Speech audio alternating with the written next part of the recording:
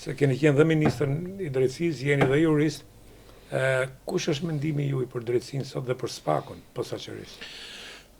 Prap do t'jem i sinqert, se tash jam në një situatë që se kam veladonin e deputetit për njësinë e madhe dhe unë kam qenë dhe vazhdoj të jem një nga mbështetësit për aq sa mundësi kam të drejtësisë. Ndoshta është të keq kuptuar ndonjëherë mbështetës i Altin Dumanit. Ose jam nga ata të cilët domethënë e personalizoj pushtetin, me thënë drejtën. E mbështes drejtësinë edhe pse ka shumë defekte, për një gjë fare thjesht. Është e pakuptueshme, është nonsens. Nuk mund të ekzistojë një shtet i së drejtës pa pasur sistemin e drejtësisë me një pavarësi mjaftueshmërisht të kënaqshme. Po themi ideale, nuk ka ideale në këtë botë, po të kënaqshme. Dhe raporti që duhet krijuar midis politikës dhe drejtësisë, se ky është sistemi që ke zgjedhur, duhet të jetë i tillë. Asnjëherë drejtësia nuk sulmohet. Përndryshe, nëse sulmohet, do të trembet dhe ka rrezikun e madh që të kthehet një vegël pushteti që do të ishte një gjendje akoma dhe më e rëndë. Ndaj. Po a është vegël pushteti sot? Sot jo.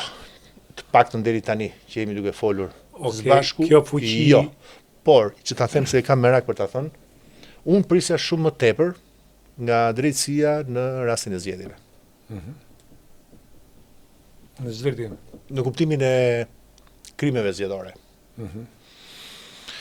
Po, u bë një punë e mirë, në kuptimin që u bën përgatitje, para përgatitje, një strukturë që u përhap kudo, me agent BKH-s, me prokuror të SPAK-ut.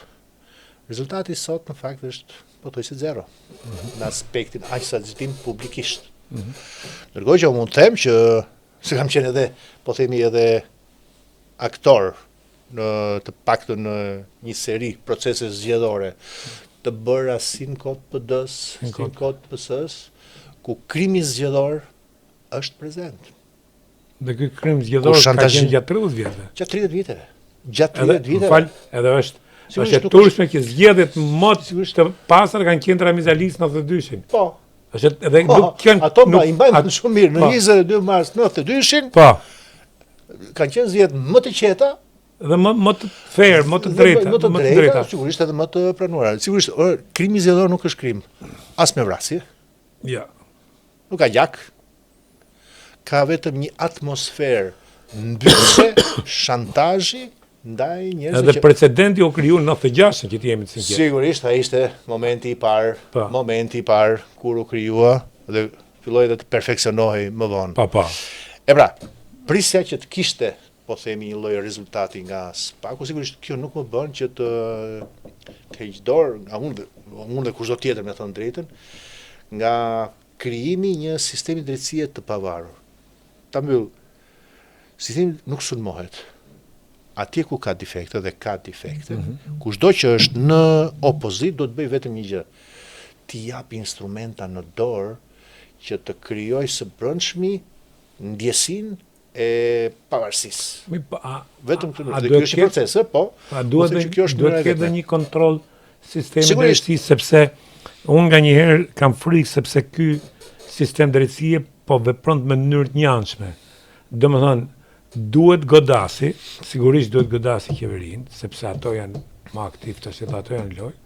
Por aman edhe për krimet që ka bë opozita, dhe këto kanë fjalën për Sali Berishën, që janë të dukshme dhe i dim gjitha, domethënë zvarritet. A ka presion, a ka frikë, apo ka pagesa, nuk di çfarë them, por mund sill dhe rastire se sot kishim votimin e Erion Veliajt në bashki për shkarkimin e tij. Ju e dini, për shembull është rasti i majorit New Yorkut, ka 12 akuza dhe gjyqi bëhet në gjendje të lirë. Pra, mund bëjë ky gjyq në gjendje të lirë qoftë edhe për Ilir Metën, ai ishte i nevojshëm ai arrestim, patjetër hetimi do të bëhet gjykata, do të veprojë deri kur dali krimi. Por nuk është mirë që të krijojmë situata të tilla ngërçe njërën tjetër kur nuk ka në jo flagrante. sepse sigurisht korrupsioni është gangrena e këtij vendi dhe është gjatë gjithë i 30 vjeçarit. Por në anën tjetër, duhet edhe të japë një lloj kredie, mos të mohojmë gjithçka. Për shembull, për Tiranën, mu më kanë thënë të gjithë që qytetarë në rrugë, që kur ishte Erion Velia ishte e pastër. Ishte më organizuar, ishte më operativ. Por a justifikon kjo atë çka ka bë me korrupsionin, si e ka bë, ku e ka bë, le ta gjenë. Kështu që mendojnë këtë drejtim, kjo drejtësia mos po merr një overpowers, një bifuqi për të vepruar, domethënë ato edhe nga presioni i publikut, se ju jeni njëri i drejtësisë, nuk mund veshtin presion, sepse siç thuhet pallatin e drejtësisë në Amerikë, më mirë një i fajshëm jashtë, jo, më mirë 1000 të fajshëm jashtë se një pa fajshëm brenda. Pra, shumë delikate, nuk mund t'i ushtrohet, jam dakord me ju, nuk mund t'i ushtrohet presion drejtësisë, qoftë dhe ka publiku, qoftë dhe nga media. Ja, ajo çfarë mendoj për drejtësinë thashë nuk është perfekte. Por më tepër procesi i ngritjes së drejtësisë është proces. Nuk ka një moment ku ajo arrin pavarësinë e saj dhe ka një moment pasandaj gjithçka ecën vaj. Jo, është një proces, sidomos në Shqipëri, ku unë e pranoj që është ndoshta e para herë që guximi i prokurorisë ka arritur dhe në nivele politike të larta. Kjo ka të kostot e veta. Kjo jam dakord plotësisht.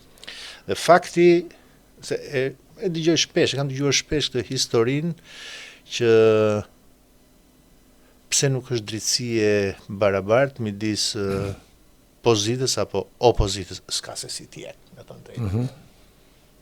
Ndryshe bie që në të njëjtin moment, për të njëjtën çështje, një prokuror duhet i marrë pozitën dhe opozitën bashk në një proces që nuk arrihet, me thënë drejtën. A mund, ju thash, a ka defekte? Sigurisht, nuk ka edhe ka defekte. Po është më toksore të thuhet që ka defekte të cilat do duhen rikuperuar, se sa të krijojë një atmosferë që të mos bëjmë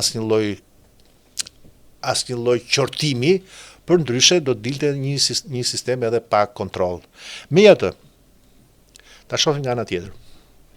Unë kuptoj fare mirë që situatat si procedimi i Sali Berishës, që është më pak i rënd se sa i çka ndodhur për Ilir Metën, që është Masburgut, apo dhe Erion Velie, që ishte dhe në detyrë, që është dhe në detyrë, se kjo është edhe është kjo krijon impakt publik. E duke krijuar impakt publik, krijon edhe impakt politik, me thënë të drejtën.